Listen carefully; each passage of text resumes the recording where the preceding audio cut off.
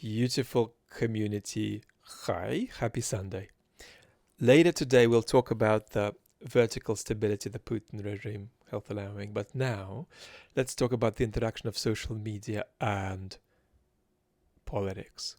Now, you know that I have warm feelings about Anders Nielsen's role in the informational environment of YouTube, on YouTube. But there's actually something more I want to say, because there are two forms of gratitude we owe to people who constructively engage with our informational environment. One, if an expert responsibly immerses us in that conversation that we're disinclined to have actually, but it's healthy for us. So gratitude and love and elevation to Anders for that. But then a second bit of gratitude and elevation. When experts talk about this responsibly while having special expertise on it, that is also a special gift to us. That's very important. And Anders is, professionally involved here. He is researching the interaction of social media platforms and the conduct of war. So even though it's going to get fewer views for the reasons we've just outlined, that's a very important video from him. I'll link it up below, and I'll link it up here or here, wherever, at the end of this chat. However, unusually, we're going to push back on Anders's argument. But first, let's say something about you personally. A lot of you have written to me asking, what do I do about this Twitter thing? Do I stay? Do I go? And my answer tends to be, if you're worked up about it in a way that encompasses your nervous system, just go. You could change your mind later, conceivably. Because if you have a capacity to eat 2.5 kilos of crap a week in the informational environment, don't put 4.5 kilos into yourself. That's 2 kilos too many, Because if you do that, it's going to make you a worse reader, a worse writer, a worse responder, and worse at being vulnerable to falling into loops of watching cat videos or boating accidents for 49 minutes and then not feeling good about yourself. So that's really important, to distinguish between things I might say about an institution leaving Twitter, or things I might say about the expert community as a collective leaving Twitter, and what I might say about us as individuals leaving Twitter. And when an individual expert makes this decision, I also find that that's relatively close to an individual making that decision. So know that if I mean about the Guardian going, that doesn't mean I mean about us as individuals going. Let's look at Anders's arguments. I think let's look at them. I'm not sure I'll reconstruct them perfectly. But roughly, Anders has laid out that Twitter is not just sloppy or wrong in how it handles the algorithm, but irresponsible. And I agree with that. And then Anders made 3 arguments about departing. I think one is, as an expert, and here there is some space to distinguish experts from other citizens. As an expert, you are lending a degree of legitimation to the platform by being present on it. And I think of the 3 arguments Anders gave, that's the strongest. I think Anders' second related argument is, if you're an expert trying to be responsible on Twitter, you're going to battle against an algorithm set up against you, and it'll just tilt the angle of the hill you're trying to traverse steeply enough such that you won't make any progress. And third, if you have a little bit of a following, you're going to take them with you or keep them there with you and thereby expose them to less good quality information and a more yucky informational environment. So I think these are the 3 arguments. Let's talk about them. Before we do, let's just say something that we all know well, but are half inclined to forget. And that is that when you have a reason for doing something that's quite strong, that's compatible with you having another reason to not do it that's even stronger, or the other way around. That's to say, reasons don't go away just because they are outweighed. So it's possible to have strong reasons for leaving or staying, and them to be outweighed by even stronger reasons in the opposite direction, right? From staying to leaving or from leaving to staying. So just understand that, not simply at the level of rationality, but at the level of the economy of sentiments, right? Conflicts within the breast about what to do in politics and in life are of the essence, right? So it's important to center that, because in our black and white way of talking to each other, we tend to pretend that if there's a strong case for something, that there can't be a conflict of compelling reasons that push in opposite directions.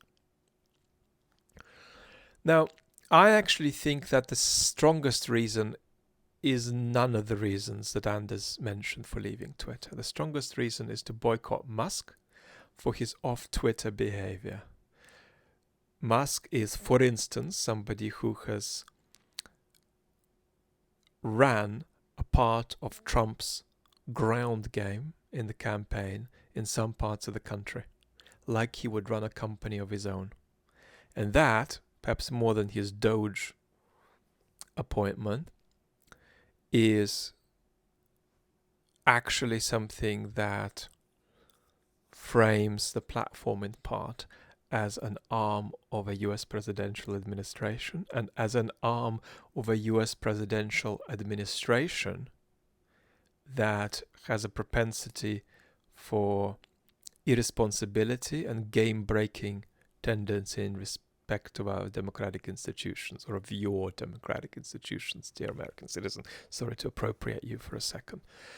It's just that we all face fairly similar challenges across the West.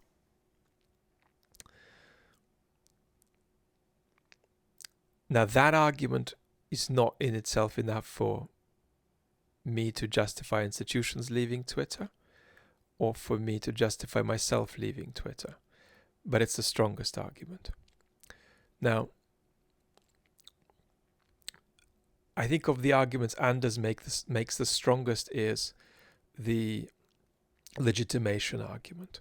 Experts are, in our informational environment, a very precious kind of counter-majoritarian institution.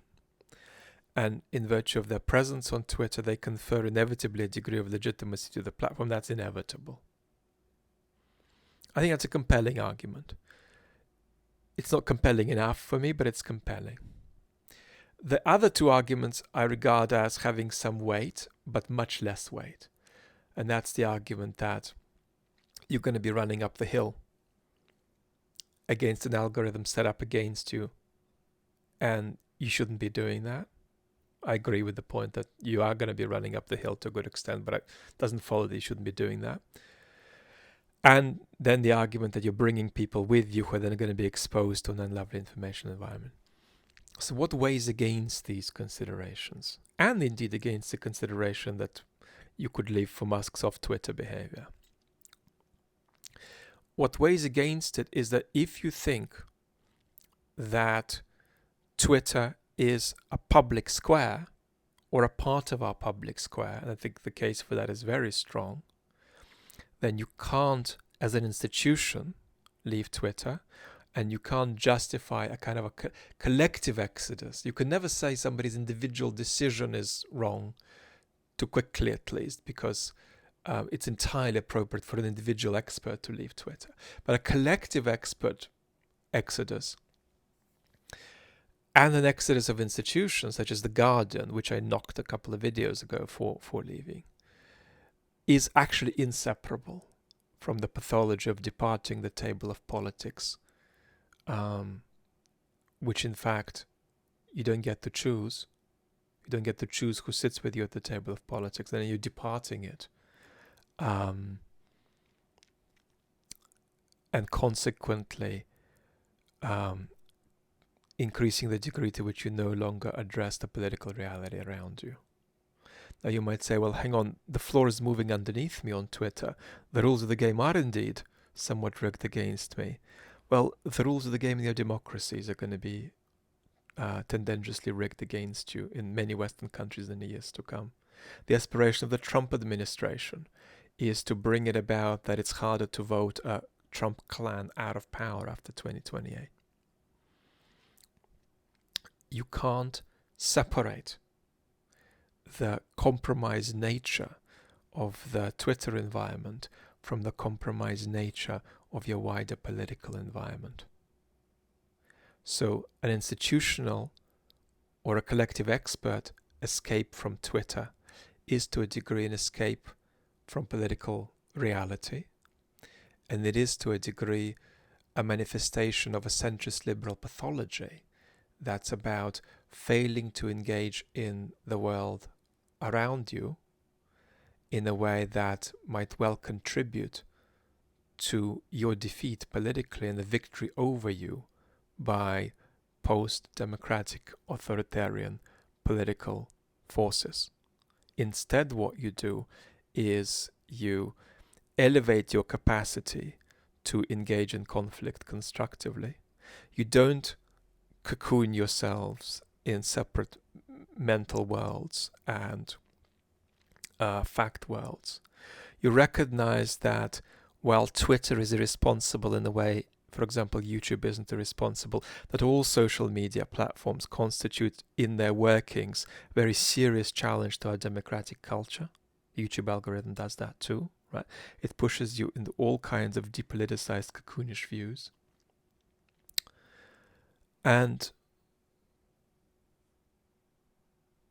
you recognize that the exodus and the journalistic institutional exodus is an expression of depoliticization. If you're the Guardian, you actually can't say, I'm speaking to the country as a whole, but I've left Twitter. Because here you're refusing to work against the current. You're refusing to engage with people who are suspicious or despise you, but who are nevertheless citizens of your country. There is a naive political puritanism to this idea that you leave. That's a very close neighbor of the idea of departing the practical table of politics, out of which, in fact, there is no constructive eject button. So we'll talk about this more, but it was important for me to throw 2 cents in the opposite direction of where Anders was going. Because I think it is not just a mistake to go in that direction. It's a mistake that is constitutive to some of the ways we who love democratic institutions are at risk of ostrich style dropping the ball around how to best protect them. Lots of love.